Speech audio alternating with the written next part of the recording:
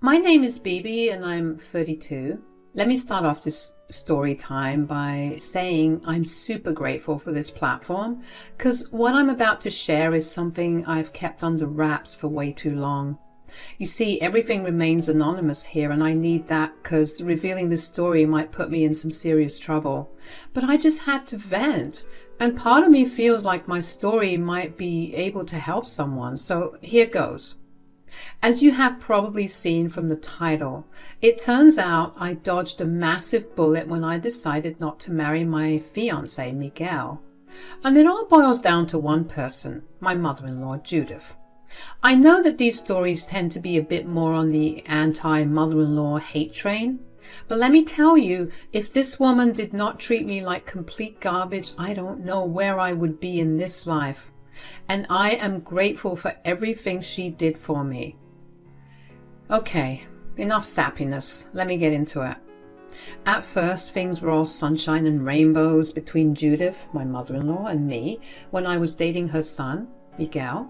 She was the sweetest thing and always so kind to me. It felt like I'd hit the jackpot with the perfect future mother-in-law. She was always assuring me of her love for me, telling me I was like the daughter she never had. She has 8 sons, woof. And to be fair, she was like a second mother to me, considering I wasn't all too close with mine at all. It seemed like everything was going pretty smoothly on my end. I had a rich boyfriend who loved me to bits and an equally caring mother-in-law. What more could a girl ask for? Like I said, things were swell until they weren't. You see, Miguel had proposed to me after dating for several months, and guess where? Madison Square Garden, no less. I mean, it was epic and I thought we were on top of the world. We were surrounded by all our friends and family, and I noticed when I was scanning the crowd that Judith looked weird. She wasn't smiling and cheering like the others. Instead, she looked sad, almost bewildered. And I don't know why. I thought that maybe she had a tummy bug, or maybe she just got a bad text or something. Whatever. I was trying to enjoy the moment, so I went back to being present with my new fiancé. Even though I chalked up my mother-in-law's weirdness to other factors when I had approached her a couple of days ago, after settling down into fiancé life, she was still acting odd. But even worse this time because it was laced with rudeness too. What the frick? She became distant and a bit snarky. She was treating me like I was some annoying, dirty kid that no one wanted to play with at the playground, and I just didn't get it. Considering the week before we were chums, what gives? Why was she seemingly mad that I was now her son's fiancé? It was weird. I mean, who wouldn't want to share the joy of their son's proposal? But the way things went down, it was like a switch flipped in her, and our relationship took a nosedive, and I didn't know what I could do about it. As any fiancé would, I told Miguel about what was going on because I wanted to get to the bottom of this nonsense. "Are you sure about this, babe? My mom is literally in love with you. She's always been so kind and warm to you. Why would she treat you like this out of the blue?" That's what's beating me, babe. I just don't get it. I was meant to go to her place to bake some cookies for that charity drive I told you about. But she cancelled on me, saying that she'd rather do everything herself. Interesting. Interesting? I just mean it's a bit strange. She used to be so sweet and we got along so well. But recently she's been so distant and a little rude. I really can't put my finger on it. Yeah, that sounds like a good idea. Thanks, babe. I just miss the days when we all got along so well. It's been a bit uncomfortable lately. A couple of days passed, and just when I thought things might be getting back to normal, I started receiving anonymous texts from someone. All the text ever said was, "Leave that man if you know what's good for you." Creepy, right? Of course, I blocked the number, but then I'd get another text from a new unknown number saying the same thing. And then another, and then another. It was freaking me out big time. I wanted to immediately tell Miguel about it, obviously, so I made my way down to the kitchen, which is where he was at 11 p.m. for some reason. But something stopped me dead in my tracks. I was about to find him in the kitchen, and that's when I overheard him speaking on the phone. Miguel was talking in Spanish, which I didn't understand. But then I heard him say my name, and eventually I heard him say, "She can't ever find out. That's why I'm marrying her." What the heck? I couldn't make heads or tails of whatever the hell he was saying. What was he hiding from me and why? It pissed me off that he might be keeping secrets from me. It gave me a really bad feeling, and I didn't like it one bit. So you know what I did? In my pettiness, I decided to keep those mysterious text messages a secret from my fiancé, since it seemed like he had his own secrets to hide. So the next day, I couldn't help but be a bit cold and standoffish towards Miguel, considering what I had overheard last night. I was hoping he would notice my mood and decide to tell me whatever he was hiding. But in typical male fashion, he seemed pretty oblivious. He was genuinely confused by my behavior, wondering what was going on. He had asked me multiple times, and in typical female fashion, I said nothing, and proceeded to act snotty and petty. Eventually, Miguel, in an attempt to make things right, decided that it would be best if me and Judith rekindled our bond and squashed whatever beef was going on between us, since it was clearly affecting my mood. I was opposed to the idea, obviously, but before I could say anything, Miguel had already texted his mother, telling her to come over and saying it was important. Not long after, Judith arrived, and when she saw me, her expression looked like she'd seen a ghost. It was as if she was so scared of me, and I couldn't understand why. But then, in a flash, Judith's fear quickly turned to anger, and she started mistreating me, saying all sorts of awful things. She went as far as telling me that I didn't deserve to marry Miguel. Miguel finally yelled at his mother and told her to stop, and Judith immediately shut up. You might be wondering why Miguel's head wasn't put on a pike immediately after yelling at his mother like that, but let me tell you, things were a bit different in the Isaac household. Let me give you the lowdown on Miguel's family dynamics. You see, he came from a pretty traditional Spanish family where women were always considered second-class citizens, even to a 5-year-old son. It was like having sons was the holy grail or something. So Miguel, talking to his mother that way was, well, just the way things were in his family. Women weren't respected, which was very sad. This isn't me saying that all traditional Spanish-speaking households are like this. Rather, there are some old practices in certain traditional families that need to be cut out. Please don't cancel me. I didn't like it one bit, and I'd often reprimand him for being so crass towards his mother, but Miguel would just tell me that I'd never understand their relationship dynamic, and he would go on being rude. In instances like this, when Miguel would yell at Judith in front of me, I would always stand up for my mother-in-law. Maybe that was the reason why we got along so well.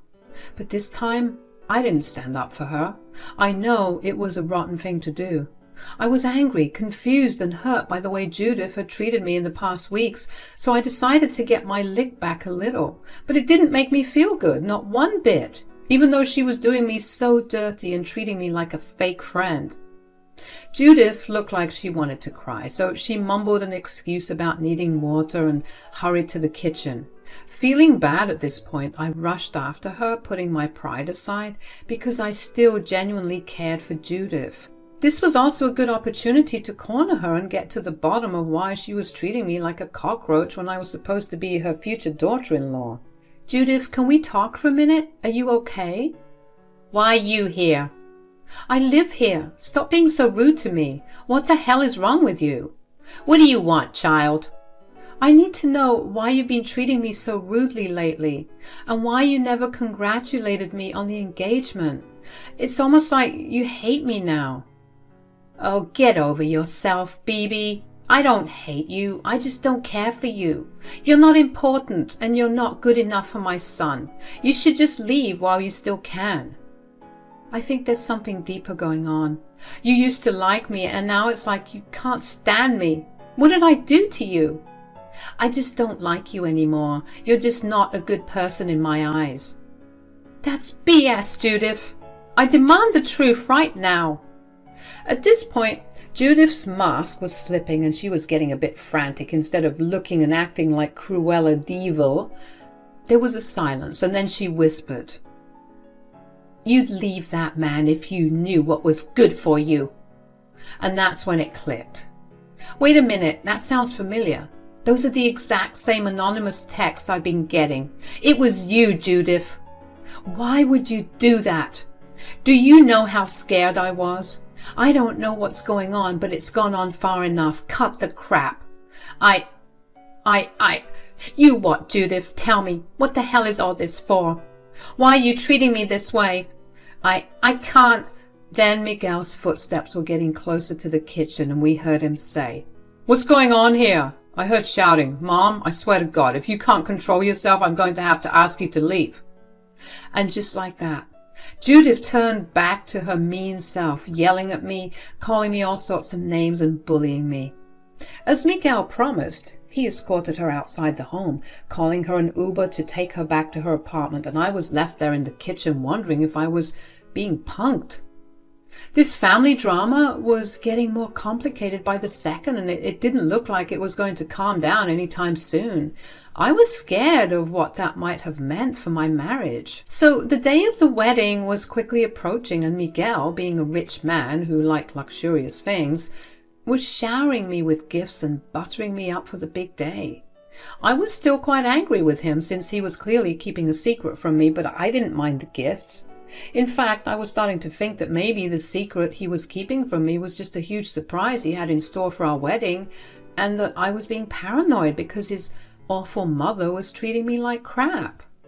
Judith was hounding me with texts. She'd continuously ask if the wedding was still on. When I asked her why she was asking, Judith would reply with something rude or snarky, saying something along the lines of, "So that I know whether to drink my sorrows or celebrate, because I don't want you in my life anymore." I was getting seriously pissed off by this point. It was becoming unbearable, and I was actually contemplating disinviting Judith from the wedding altogether. I couldn't take it anymore, so I told Miguel about it. But when I did, he didn't seem too pleased. "Miguel, look at the crap your mother is sending me. Can you believe it?" Haha, that's actually pretty clever. I gotta use that. "Babe!" I'm kidding. "I can't take it anymore. You have to disinvite your mother from the wedding. I've decided." "What? Bibi, I can't do that. She's my mother, for God's sake." "I don't care, Miguel. She's making my life a living hell, and I can't stand her anymore, and it doesn't seem like she's listening to you, so what are we gonna do? This is the only solution." "I think you're being a bit rash, babe. Let's talk about this." "What is there to talk about? Do you love me?" "Yes, of course." "Then act like it. Disinvite her from the wedding. She clearly doesn't want to be there anyway, and I don't want her to ruin our day." "Bibi, you know I love you, but I also love my mother. I can't just disinvite her." "Miguel, do you? Because the way you talk to her says otherwise." "What the hell did you just say to me?" "You heard me." And that's when the argument escalated even further. We were screaming at each other at this point, and it felt like our relationship was hanging by a thread. This drama was spiraling out of control, and I didn't know if we'd make it to the wedding day in one piece. And it was all because of that lady. I was hating her by the minute. So that night, after our big fight, Miguel and I slept in different rooms. I couldn't stop crying, feeling like our relationship was falling apart. But then I had a not-so-bright idea. I thought, if I have to suffer, then so should my mother-in-law. So at 2 a.m. I started spam calling her phone, even though I knew she was probably sleeping. When Judith finally answered the phone, I started shouting and cursing at her, telling her that I was going to treat her the way her son treated her, since that's what she seemed to want and what she seemed to respect. I don't know if it was the sleepiness in her voice or what, but she sounded so sad and defeated, and I couldn't help but feel bad for my bully for some strange reason. I cried and told her that I had always been nice to her, but I wasn't going to play nice anymore, and I'd see her on the wedding day, and that I was prepared for whatever BS she was going to come with, because I was so sick of the constant hot and cold behavior from her. Judith sounded a bit distraught on the phone, like she wanted to say something, but she couldn't find the words. She kept muttering, "It's not safe, it's not safe." And I demanded to know what she meant, but Judith refused to fess up to whatever it was she was hiding. Frustrated, I hung up the phone, promising never to speak to her again. A few more days had passed and the wedding day was drawing closer. But me and Miguel still hadn't resolved our issues. We were passing by each other in silence in the house, and it was starting to feel like we were housemates and not fiancés. Finally, I had enough, as if I hadn't already. I couldn't take the drama and BS any longer, so I snapped and yelled, "I'm sick and tired of everything. I demand to know the truth." "What truth?" "Cut the crap, Miguel." "I don't know what you're talking about." "You know exactly what I'm talking about. I overheard you talking to someone in the kitchen some nights ago, and I want to know what's going on. It's bad enough that my future mother-in-law is treating me like crap and acting shady, and now you too?" At those words, Miguel's whole face changed. He looked both angry and strangely calm, and it sent shivers down my spine. I'd never seen anyone look so scary before. What's wrong?"